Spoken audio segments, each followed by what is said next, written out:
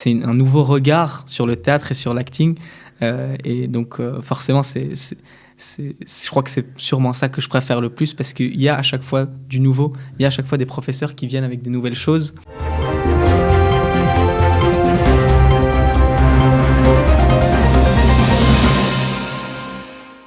Et chose promise, chose due, je vous avais dit qu'on parlerait de théâtre aujourd'hui. Eh bien, c'est le cas. Nous avons notre invité qui est arrivé en studio et qui s'appelle Daniel H. Bonjour. Bonjour Cathy. Bonjour Daniel. Alors, ravi de vous retrouver. Donc, on va parler théâtre ce matin avec l'American Acting. Tout à fait, l'American Acting Center. Voilà. Tout d'abord, merci beaucoup. C'est un plaisir de vous revoir. Eh ben, pas de problème. Alors, on en est avec On en est que aujourd'hui, je reviens encore plus fort, avec de nouvelles choses, de nouvelles intentions. Et je viens annoncer l'ouverture de l'American Acting Center en français. Ok. Donc, l'idée, c'est que de base, on avait ouvert en anglais. Et on s'est rendu compte, je me permets de parler pour moi aussi, je me suis rendu compte qu'il y avait un réel marché. Et donc, je me suis dit, bon, ça y est, c'est le moment. En français. On va commencer en français, tout à fait. Alors là, j'imagine que vous êtes un petit peu au point mort. Comment ça se passe ? Est-ce que vous avez quand même des cours malgré les restrictions dues au coronavirus ou pas du tout ? Complètement. Donc, on s'est rendu compte que le coronavirus a effectivement ralenti nos cours. Ça a été bon. Ça a été fermé, ça a été arrêté. Ça a été arrêté, effectivement. Ça n'a pas été évident pour tout le monde. On a repris les cours depuis 2 semaines. En suivant les directives du ministère de la Santé. C'est-à-dire ? Donc, on a les 2 mètres. Chaque personne met son masque. Quand on monte sur scène, s'il y a les 2 mètres, le masque n'est pas obligé. Les écoles de théâtre en Israël sont réouvertes. Bet Tzvi, Yoram Levinstein, je suis pour ma part aussi à Alat Barzilai en hébreu. Okay. Je continue des cours en hébreu. Donc ça aussi, ça a réouvert. Et tant qu'on suit toutes les directives, en principe, il ne devrait pas y avoir de problème. Donc jusque-là, c'est quelque chose qu'on arrive à maintenir. Il y a aussi de la part des élèves un sérieux, une responsabilité qui permet de garder aussi toutes ces distances et de bien sûr respecter encore une fois les directives du ministère de la Santé. Alors cette école, ces cours de théâtre donc en français, vous venez de réouvrir, c'est-à-dire que la session a déjà démarré ou on peut encore s'inscrire, où ça se passe ? D'accord. On veut tout savoir. C'est pour ça que je suis là. Voilà, donc début de l'été, on aimerait lancer les cours en français. Ce seraient des cours donc 2 fois par semaine, pendant une durée de 2 ou 3 mois. On va commencer les cours donc, avec des professeurs, bien sûr, minimum 10 ans d'expérience. Ils sont ici en Israël, actifs en tant qu'acteurs, réalisateurs, producteurs. Et ce serait donc pendant l'été. Pendant l'été ? Ça veut dire que ce n'est pas une formation longue comme une école de théâtre, ce sont des cours d'été. C'est ça. En fait, de base, on travaille sur un certain format, l'American Acting. On fait des ateliers, plutôt des workshops de 1 à 2 fois par semaine. Ça permet en fait à un peu tout le monde de pouvoir venir s'inscrire. À toutes les personnes qui sont intéressées par le théâtre, par l'acting. On a des cours aussi devant la caméra. On travaille sur l'impro. On travaille sur... plein d'exercices qui finalement aident à relaxer le corps. Okay. Et tout ça, donc, ça mène à continuer en fait les cours. Et donc, ça nous permet de pouvoir faire ça bien en anglais qu'en français. D'accord. Alors, vous nous dites que ce sont des cours en fait en été. Est-ce que c'est destiné à des jeunes plutôt, à des adultes, aux enfants donc, j'ai envie de dire, comme dans les films, on peut chercher tout type de personnes, que ce soit des personnes âgées ou des personnes plus jeunes. C'est ce qu'on appelle aussi le typecast. Ici, on cherche de tout. Donc, on est très ouvert, très bien des débutants, qu'à des personnes confirmées. On a des cours qui sont centrés plus sur débutants, à apprendre la base même du théâtre, et des cours qui sont plus axés sur des techniques spécifiques. Par exemple, on a la technique d'acteur studio. On a un des professeurs qui a étudié là-bas à l'acteur studio, qui vient avec des techniques qui sont centrées devant la caméra. On a un professeur qui nous arrive tout droit de Russie, qui a appris la technique de Konstantin Stanislavski. On a encore un autre professeur des cours Florent. Là-bas aussi, j'utilise encore d'autres méthodes. Et toutes ces méthodes, en fait, ça nous donne aussi une jolie panoplie, une belle panoplie de cours dans lesquels on peut à enseigner aussi.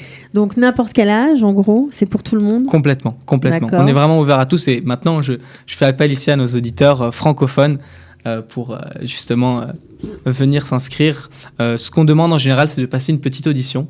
La petite audition ici, on n'est pas là pour faire peur, on ne recherche pas le prochain Leonardo DiCaprio. C'est juste pour voir... C'est vraiment pour voir un petit peu la motivation.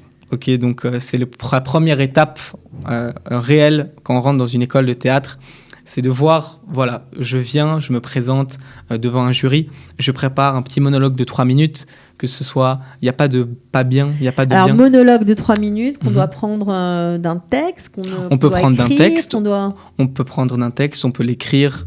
Il y a beaucoup, il y a aussi un large choix dans tous les classiques français. Donc à ce niveau-là, c'est très très libre. C'est très libre. Pour ma part, si je peux me permettre, moi j'avais créé mon monologue. Donc je savais même pas que c'était possible, quelque chose qui était faisable. J'étais venu avec une idée où j'étais moi-même un professeur d'Ulpan. Okay. Et donc je devais être en anglais, donc l'idée c'est que j'étais moi-même le professeur d'Ulpan, et ce que j'ai essayé de faire c'est recopier les accents de plusieurs personnes. Je me suis dit je vais savoir faire l'accent italien, savoir faire l'accent russe, l'accent ci, l'accent là, et donc ça avait donné quelque chose de très très drôle et comique.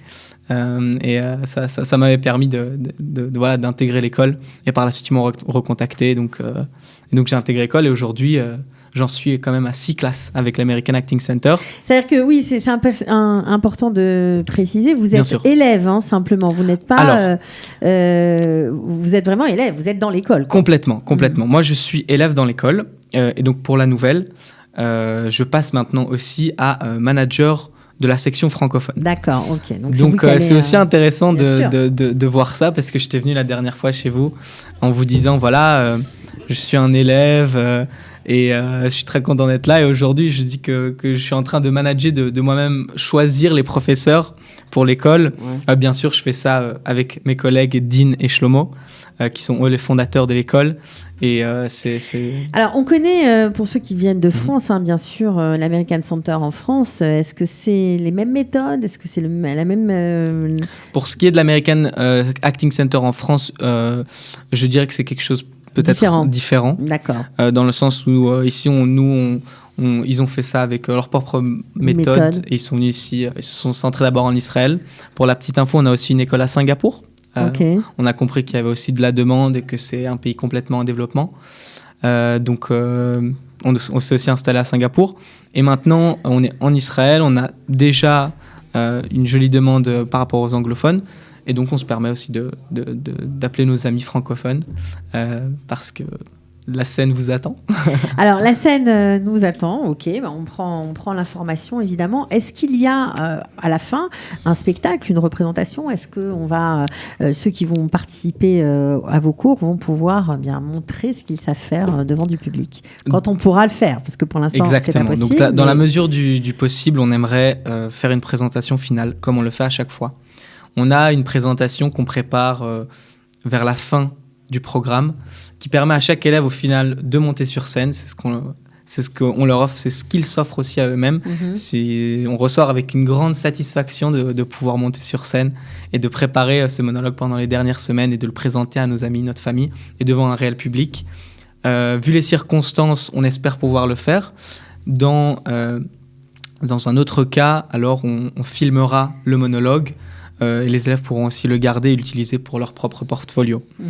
Donc, c'est juste 2 mois de formation, c'est des sessions de 2 mois en fait. C'est des sessions de 2 mois, c'est des petits workshops, c'est des ateliers. D'accord, et c'est des cours tous les jours? Est-ce qu'on peut travailler à côté et suivre les cours ou c'est compliqué? Donc, c'est des cours 2 fois par semaine, d'accord. Comme j'avais déjà dit. 3 heures à chaque session et c'est généralement le soir. Donc, ça permet en général d'intercaler ça aussi dans des heures de bureau.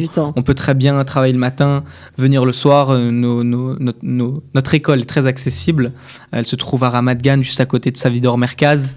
C'est plutôt accessible, que ce soit en train, en bus. Et c'est là-bas qu'on donne cours. C'est là-bas que vous donnez cours. Ok. Alors, qu'est-ce que vous avez, parce que vous avez fait 6 classes, dans cette école. Qu'est-ce que vous avez préféré? Qu'est-ce qui a été le plus enrichissant pour vous? Parce que vous nous avez parlé de différentes méthodes. C'est assez rare de les trouver tous au même endroit. Bien sûr. Vous avez préféré quoi? Je sais même pas si j'ai une préférence si j'ai spécialement une préférence. Ce que je voudrais expliquer ici, c'est plus que dans ces 6 classes, j'ai pu rencontrer à chaque fois des professeurs différents. J'ai eu un docteur en philosophie spécialiste en clown. J'ai eu un professeur de yoga, de qigong, de relaxation asiatique. J'ai eu un acteur à Cameri aujourd'hui, le théâtre de Cameri en Israël. J'ai eu encore un autre professeur donc spécialiste en Stanislavski. Et en fait, toutes ces choses, c'est à chaque fois des nouvelles méthodes que j'apprends. C'est un nouveau regard sur le théâtre et sur l'acting. Et donc, forcément, je crois que c'est sûrement ça que je préfère le plus parce qu'il y a à chaque fois du nouveau. Il y a à chaque fois des professeurs qui viennent avec des nouvelles choses. On a aussi des personnes qui viennent du monde entier. Quand c'était en anglais, toutes ces personnes, au final, ils parlent anglais, mais ils viennent, que ce soit du Brésil, en passant par l'Afrique du Sud ou même par c'est-à-dire que non seulement l'enseignement est riche, mais aussi les participants enrichissent, en fait, c'est ça? Exactement. C'est chouette de revenir en classe à chaque fois avec l'excitation de revoir nos amis, parce qu'au final, on crée des liens. Bien sûr. On se crie dessus en classe, hein, on s'énerve et on s'insulte.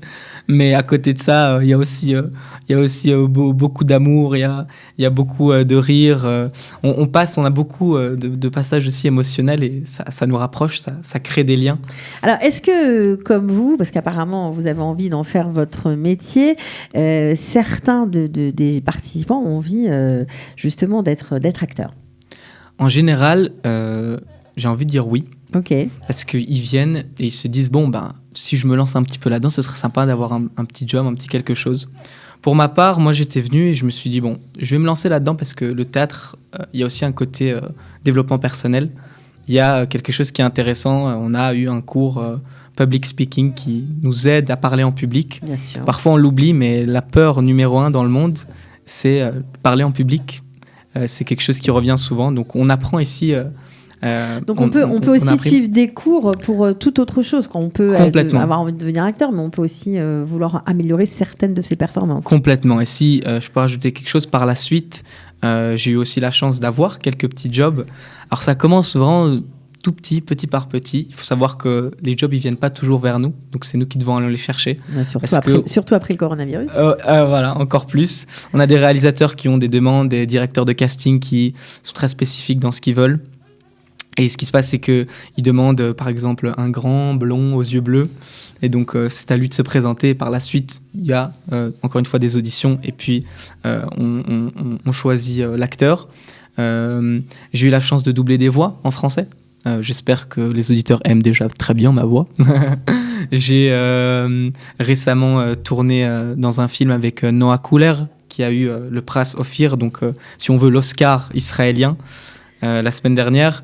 Et encore une fois, ça, je l'ai eu, voilà, j'ai commencé en hébreu. Vous avez tourné en français? Et j'ai tourné en hébreu. En hébreu. En hébreu. Mais c'était aussi intéressant parce que de base, j'ai fait le casting en français.